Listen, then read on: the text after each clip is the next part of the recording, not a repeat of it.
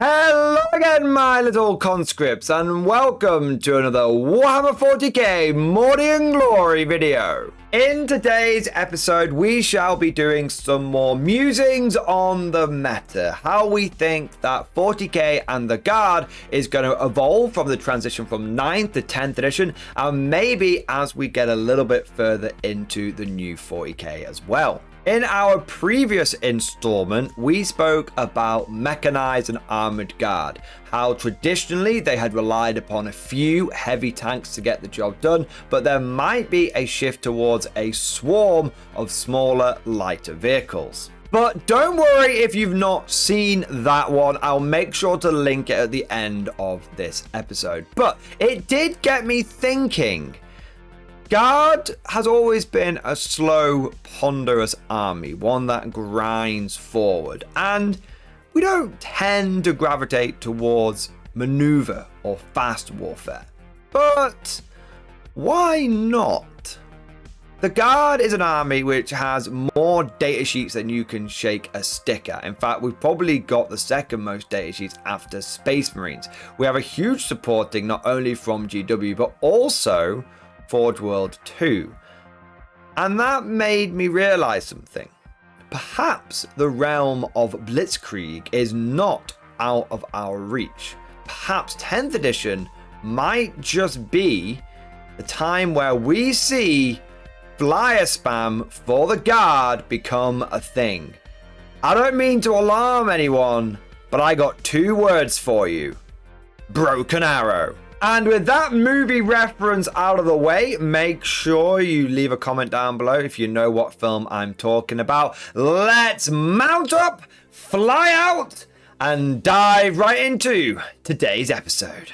So let's begin with a brief overview of what the hell flyer spam is. What are the pros and cons? Well, the name is kind of on the tin. It's where you take a lot of aircraft or fast units, things which have got the fly keyword, and you take loads of them.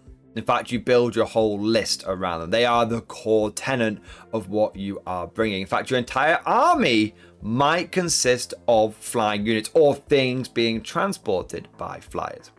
Now, the advantage of flyers, flying aircraft, anything that floats along the ground or flies high in the sky, the advantage of these things tends to be speed and also firepower, but mostly speed.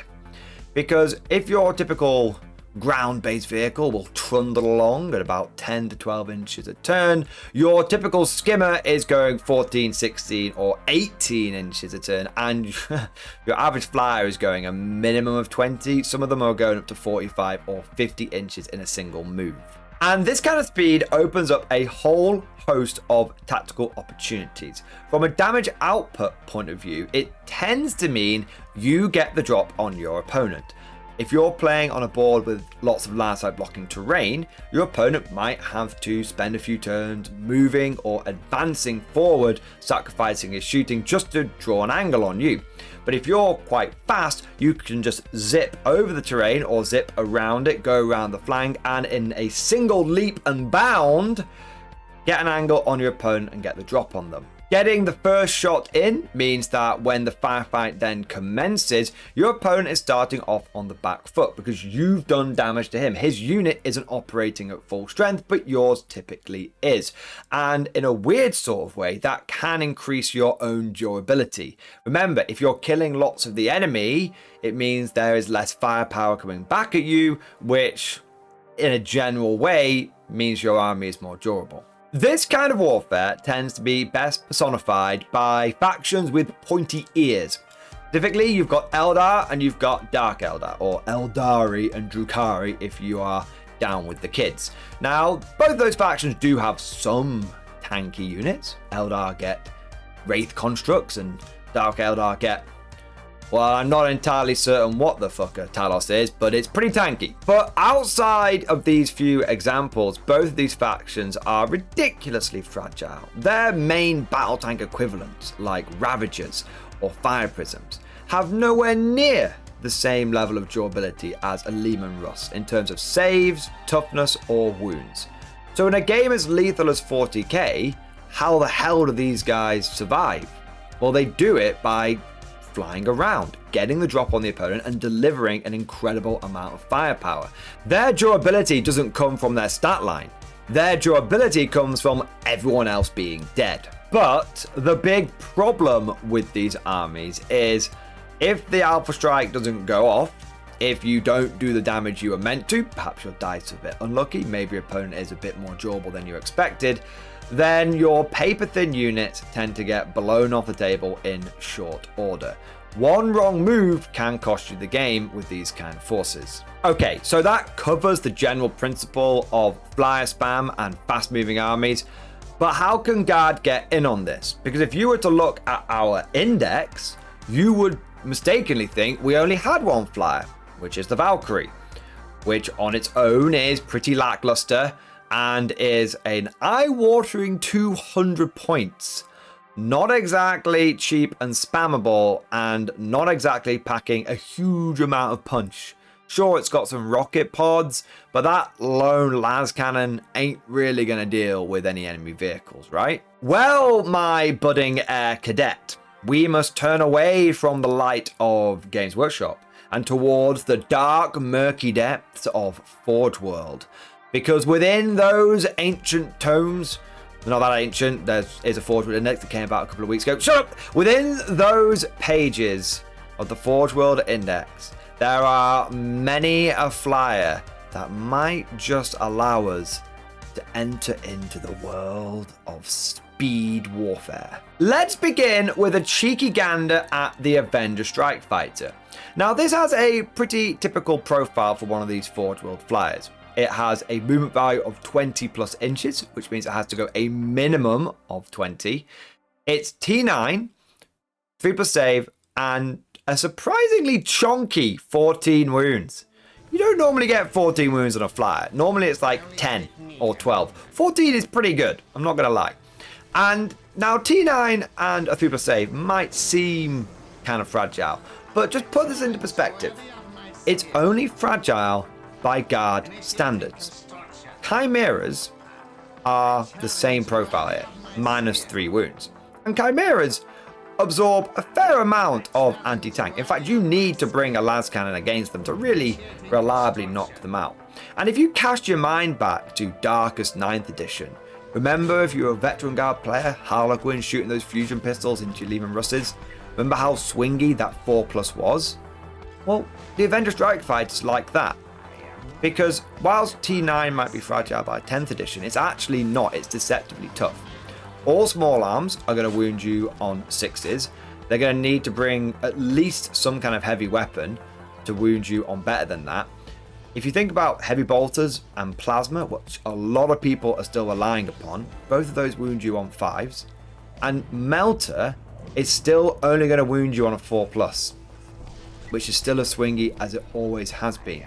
And then when you take into account crack rockets, autocannons, grenade launchers, and their equivalent, other armies, they also only wound you on 4s. So this thing is way more durable than it might first appear, and it's gonna, again, require that proper anti-tank, that las cannon, to really pick it out of the sky. But bear in mind the thing has, again, 14 wounds. So even if a las cannon gets maximum damage, it still only takes half the wounds off. You need 2 max damage las gun shots to go through to kill this thing. Realistically, a las cannon gets 4 to 5 damage. That means it could take 3 to 4 las cannon shots to pick this thing out of the sky. And that's just one of them. Considering that the Avenger Strike Fighter is only 130 points. It's an absolute bargain. That's the same as a Hellhound. This thing is eminently spammable. You could easily throw 3 of these things in your list. And you'd get a lot of firepower for that. A surprising amount, considering that this thing is relatively durable. Not great, not terrible. You'd think there'd have to be a catch somewhere, but genuinely there isn't. The Avenger Bolt Cannon is firing 10 Strength 6, AP -1, damage 2 shots with sustained hits. It then also has a heavy stubber, which, not great, not terrible, but still 18-inch rapid fire. Look at another 6 shots out of this thing. And then it comes with not 1, but 2 las cannons. So this thing is extremely multi-role. Have you got infantry bothering you? Not a problem. Avenger bolt cannon, heavy stubber, that'll take care of that. Do you need a pinch of extra anti-armor? Not a problem. Got a pair of lance cannons here. This thing is a jack of all trades, master of none, and it's very tactically flexible. And we spoke about this before in 10th edition. Any unit that can do a couple of jobs well is definitely one that's worth taking a look at. Little side note here before we move on to the next unit. I really like the Fiery Vengeance ability of the Strike Fighter. If an enemy model destroys one of your units whilst it's within 6 inches of the Avenger Strike Fighter, you get to shoot at them. So that's pretty cool. Of course, that does mean you're going to have your Avenger Strike Fighter near a unit that's going to die, and it has to be pretty close at 6 inches as well. That might not necessarily be easy to set up considering the 20-inch move, but a pair of Strike Fighters coming in could work quite well together. And when it does happen, hey, it's more free shooting, it's more free damage output. It's hard to tell you notes about that. But wait, there's more! Because next up we have the Boss Pattern Lightning. This thing has the same stat line as your Avenger Strike Fighter. Not great, not terrible. Not super fragile, but not super drawable either. It comes packing with 2 lance cannons like the Avenger, but instead of anti-infantry firepower, it gets more anti-tank. It comes with a Lightning Hellstrike rack, which fires another 2 shots, so in total you're firing 4 punchy shots out of this thing. And these 2 shots are at strength 10, -3, d6 damage. If you need a fighter which is going to come in and wreck enemy vehicles, this is the one for it. Interestingly, those Lightning Hellstrikes also have anti-fly 2+. So if you come across any enemy flyers, you'll be winning on 2+, which is pretty nice. However, I think more than likely you're going to find yourself engaging ground targets with this thing. But it can more than do that. 4 anti-tank shots is going to tear a chunk out of most vehicles and monsters. But what's really nice about the Boss Pattern Lightning, what I think actually makes it better than the Avenger Strike Fighter, is its Agile Dogfighter ability. Whereas the Strike Fighter's Vengeance ability was kind of nice but probably difficult to get off, Agile Dogfighter means anytime an attack targets this model, whether it's combat or in shooting, you subtract 1 from the hit roll. This is huge because it takes a unit and a concept of generally being kind of fragile but having good firepower and totally gets rid of the disadvantage. -1 to hit drastically increases the durability of this unit. These 2 units, the Avenger and the Lightning, I think are top tier for the Guard. Whether you're spamming them or not, you're getting a lot of bang for your buck. But if you did spam them, if you're like, I want to go down this route of flyer spam, this sounds really tasty to me, then you can get 3 Lightnings and 3 Avengers for less than 800 points. That leaves you loads of points left over in your 2k strike force to either get units to focus on objectives like ground pounding infantry, or to support them with things like orders. And orders are pretty important because there is one disadvantage to these units, which is they only have a ballistic skill of 4+. So you want to find ways of improving that, of making them hit better. Now, your Lord Solar with a Master Vox could easily keep up with them and tell 3 of these flyers to take aim. Brilliant. Straight away, half your flyers now hitting on 3s. Fantastic. They also still benefit from things like Sentinel's Daring Recon, so you can get them reroll 1s to hit. Again, that's good. They also benefit from regimental attaches. Specifically, the officer of the fleet can pick an enemy unit, and then any flyers that shoot against that unit will get another +1 to hit. Now remember, take aim is an order that affects your ballistic skill characteristic, and +1 to hit modifiers affect the dice. So they actually weirdly do stack.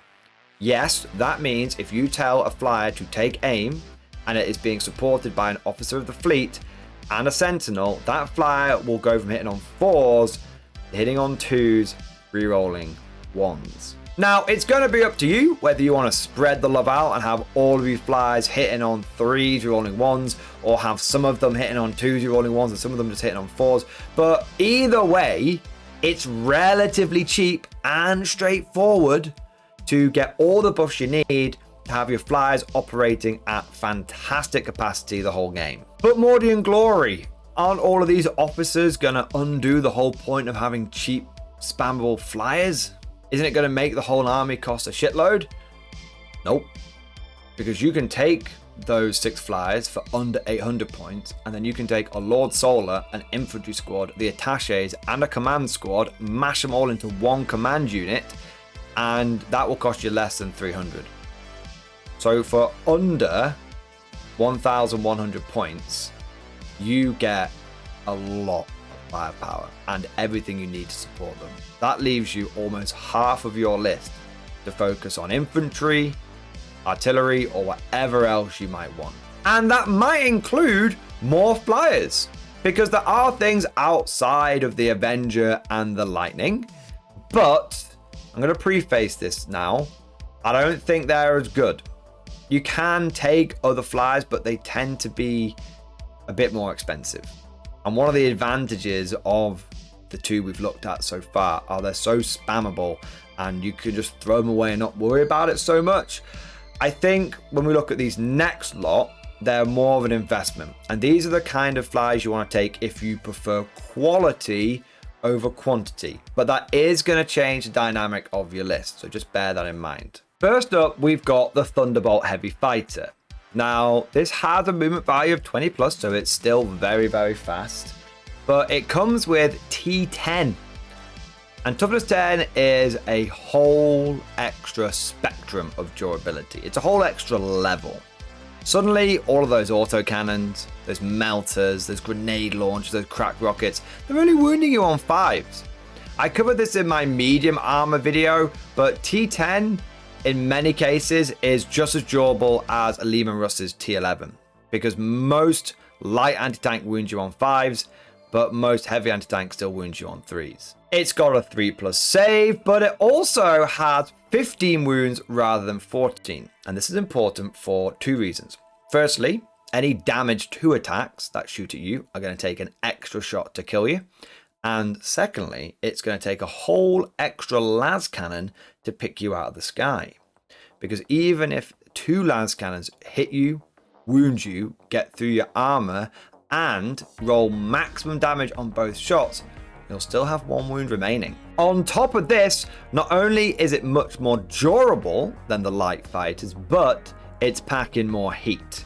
It has 2 las cannons and a Thunderbolt Hellstrike rack, which is essentially the same as the Lightning Hellstrike rack. So it's got the same firepower as a Lightning, in addition to having the Thunderbolt nose autocannons, which provide it with an additional 4 twin-linked autocannon shots, strength 9, AP -1, 3 damage. And autocannons with twin-linked go from being light anti-tank very much to heavy anti-tank. That full rerolls to wound make a huge difference. And the cherry on top is Thunderbolt is semi-autonomous. It's not as reliant upon orders or officer of the fleet, thanks to its fightercraft ability, which gives it +1 to hit against a target that can fly. To be clear, that is fly, not flyer or aircraft. Therefore, whether it's a guy jetting around the jump pack, like a Space Marine, Assault Marine, or if it is an Eldar skimmer, it doesn't matter. It gets +1 to hit. Now, there are a lot of units out there with fly. A lot. And so, getting this +1 to hit, you will be surprised that it might come up in more games than not. If you go to a 5-game tournament, I wouldn't be surprised if fly came up in 2 to 3 out of 5 games. However, there is one small problem. Because despite the fact it's bringing a lot to the table with that durability and with that firepower, it does have a rather high price tag. It's going to come in at 190 points, 190. That makes it 60 points more than an Avenger or a Lightning. I'm not certain if you're getting 60 points more of stuff, maybe 30 points, but 60 is a big ask. In many cases, 60 is a whole other unit in your army. It's a command squad. It's almost an infantry squad. It's a scout sentinel and change.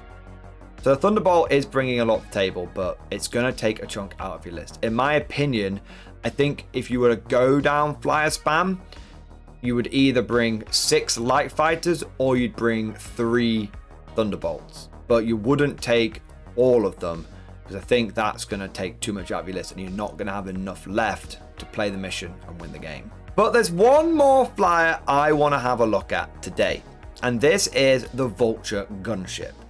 Now the Vulture is very similar to the Valkyrie. In many ways I'll be reviewing both of those flyers side by side. They've got the same movement, 20 plus inches. They're both toughness 10, and they both have a 2+ save, which is wildly good for a flyer. I don't think I've seen another flyer with a 2+ save. If you know of one, let me know down in the comment section. It also keeps 14 wounds. It is a flying brick. It is a flying tank. Like, that is actually probably more durable than a Lehman Rust thanks to that extra wound, and thanks to T10 and T11 not being all that much different. In addition to its rather impressive stat line, the Vulture also comes equipped with a lot of DACA. As standard, it gets a heavy bolter, and then you can choose between having 2 multiple rocket pods and the Vulture Hellstrike racks. Now these rocket pods are the same as they are on the Valkyrie, D6 shots, ballistic skill 4+, strength 6, AP nothing, damage 1, blast. They're okay on the Valkyrie, they're definitely the superior choice, and the Hellstrike rack is the same as it has been on the Lightning and the Thunderbolt, those 2 extra sort of punchy shots. You can take that, or you can swap both the Hellstrike rack and the rocket pods out for the Vulture Gatling cannons. I'm gonna just give it to you straight, boys. You're always gonna take the Vulture Gatling cannons. You get 2 of them, and between them you get 36 shots with sustained hits, strength 5, AP 0, damage 1. Now I know what you're thinking.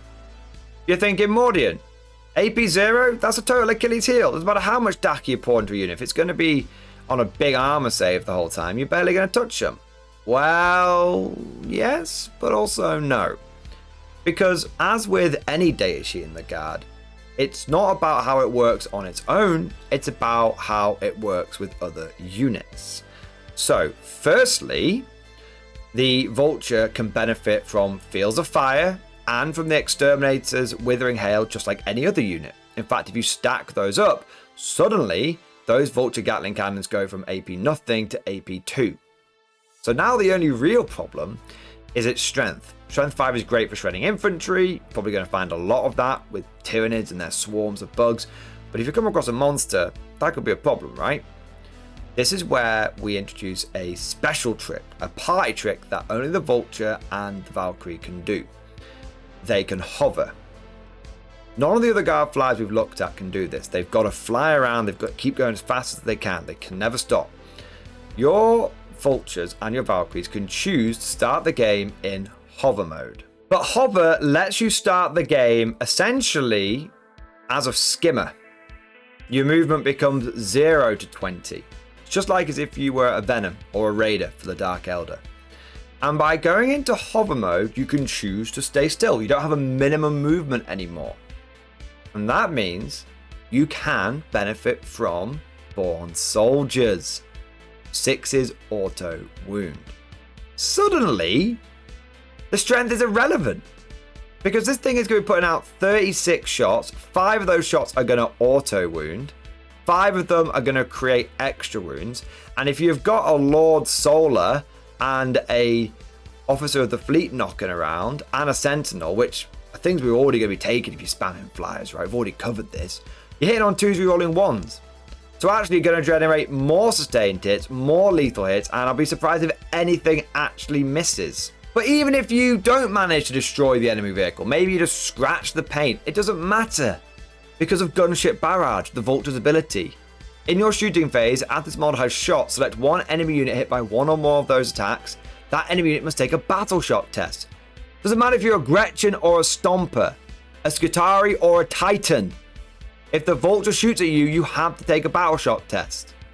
You start stacking this up with the Medusa, you're going to have enemy units taking battle shot tests after battle shot tests. And that's going to start affecting the strategies they can use, and that opens up more options for you. Now, a brief soiree over to the Valkyrie, same stat line as I mentioned, and it can take its rocket pods and Perfect bolters and a las cannon. But it's not got anywhere near as much firepower. The reason is because it's a transport.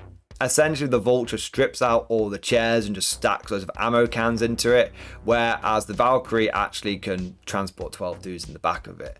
And having 12 guys being able to jump out the back of a Valkyrie after it's moved, it can go a long way. Definitely has got some tactical options. And you can't forget as well that it can also hover.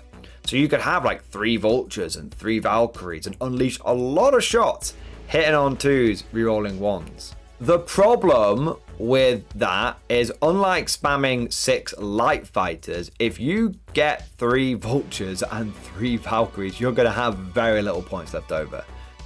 A Valkyrie is 200 points. A Vulture is 225. Now, I'm not sure a Valkyrie's worth 200 points.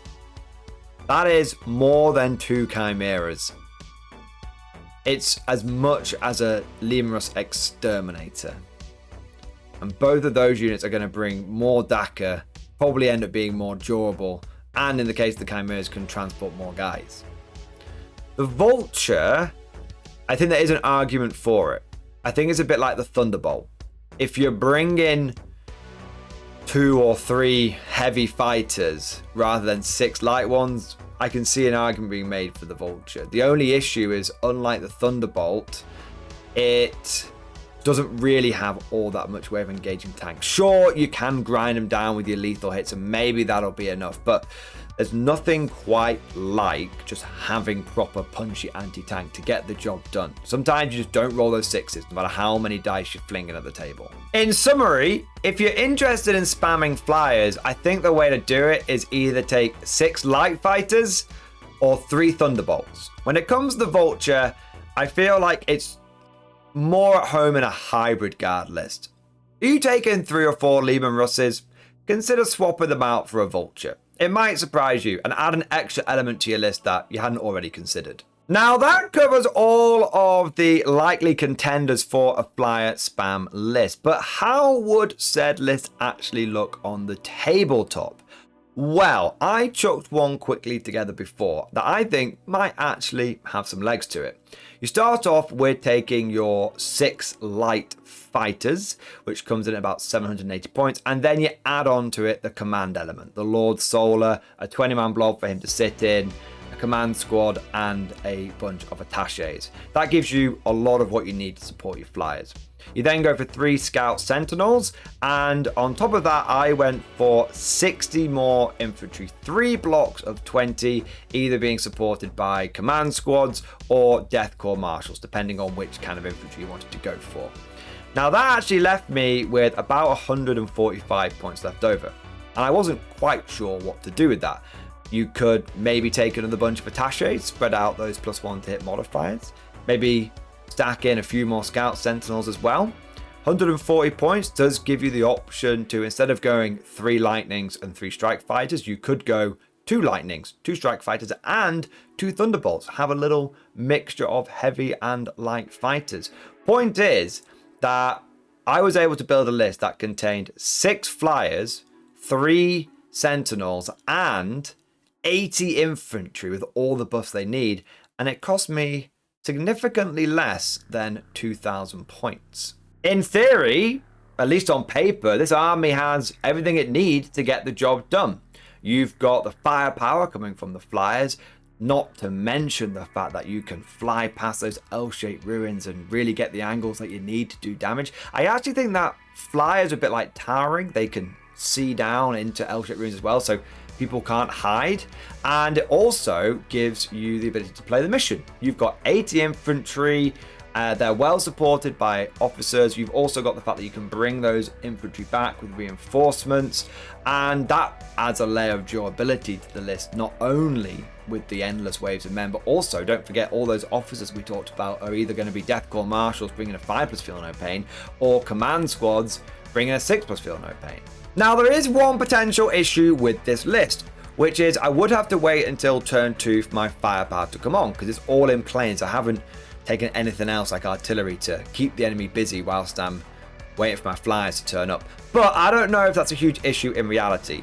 In competitive play, there's a lot of L-shaped ruins. People tend to hide their armies turn 1 anyway, especially if you go first and you don't want to move out. You don't need to. You don't need to be pressured into. You can just wait in your safe zone, wait behind your ship ruins and just put take cover on your guys and just wait until turn 2 comes along. When it does, your infantry can move out, your flyers can move out, and you can deliver that strike, no problem. Of course, if you go second, again, it's not so much of an issue because then your opponent's going to move out, and then you'll be able to safely move your infantry out and do the damage that you need to do, and you're not having to rely on your planes straight away. And I just want to mention one final thing, which is this is very much a rough list. It's something I threw together just quickly for the sake of the video to show you guys how much you can get even if you are spamming these flyers, right? Loads of levers you could pull to make this list more balanced, more take all comers, and much more tactically flexible. Maybe you just take 5 flyers. I mean, I say just, it's still 5 flyers. It's still very much spam.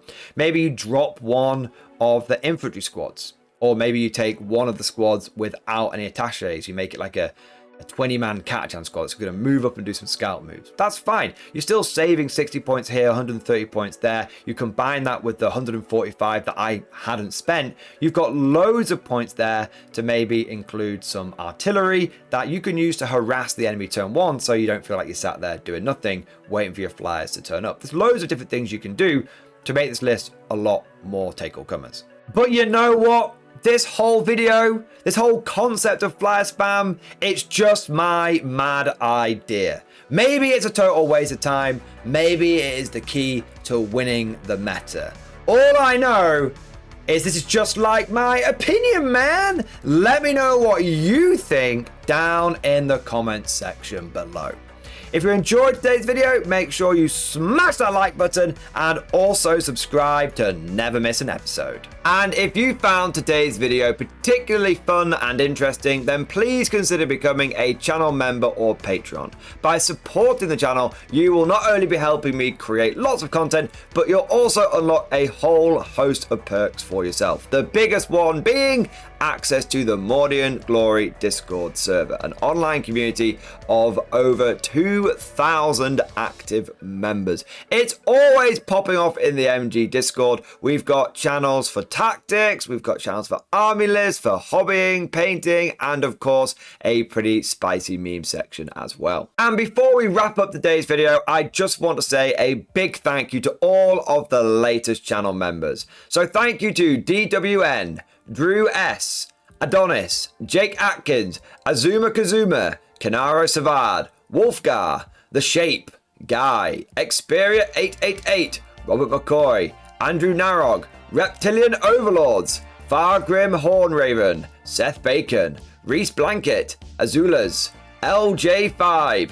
Nico T, Cody Smith, Lucky Magpie, Jerome Allen, Kakper, Lord Zickness, Fred Savage, Pritch, Sambar LV, Dan, Mike Holloway, Austin Wu, Morgan Lamoureux, Jordan Freeman, Tiamat DeLord, Rock Pin, Displaced, Next to Radio, Robert Hanna, Sabo, Vermin, No Name, Sam Liviera, and Chalupa Cabra 13. Thank you guys for becoming channel members. Thank you for doing your part. I also want to do a shout out to the latest Patreons as well. So a massive thank you to Will Anderson, Merrick, Jonas Kering, Ravium, Rogue Flight, Jordan Freeman 94, Amy DeSweet, Aegis, and Jamin Bales. And last but certainly not least, I want to say a personal, heartfelt thank you to all of my top tier Patreon supporters.